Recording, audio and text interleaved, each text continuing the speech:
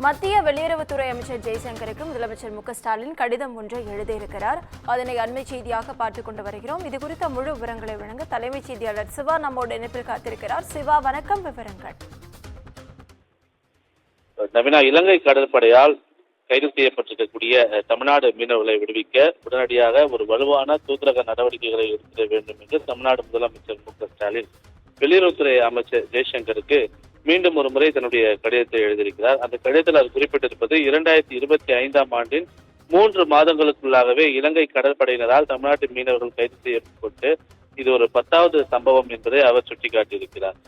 இது தொடர்பாக ஏற்கனவே பல முறை மத்திய வெளியுறவுத்துறை அமைச்சருடைய கவனத்திற்கு கொண்டு வந்திருப்பதாகவும் அவர் குறிப்பிட்டிருக்கக்கூடிய நிலையில 17ஆம் தேதி அன்று மீன்பிடிக்க சென்ற 3 மீனவர்களையும் அவருடைய மீன்பிடி படகுகளையும் இலங்கை கடற்படையினர் கைப்பற்றி இருப்பதும் அவர்களை கைது செய்திருப்பதும் வேதனையாக இருப்பதாக அவர் சுட்டிக்காட்டியிருக்கிறார். பாரம்பரிய மீன்பிடி பகுதியில நம்முடைய மீனவர்கள் தொடர்ந்து கைது செய்யப்படுவதை தடுக்க ஒரு வலுவான தூதரக முயற்சிகள் தேவை என்று பலமுறை வலியுறுத்தி இருப்பதை அவர் சுட்டிக்காட்டியிருக்கக்கூடிய நிலையில இது போன்ற கவலை அளிக்கக்கூடிய சம்பவங்களுடைய எண்ணிக்கை தொய்வின்றி தொடர்ந்து அதிகரித்து வருவதாகவும் குறிப்பிட்டிருக்கிறார்.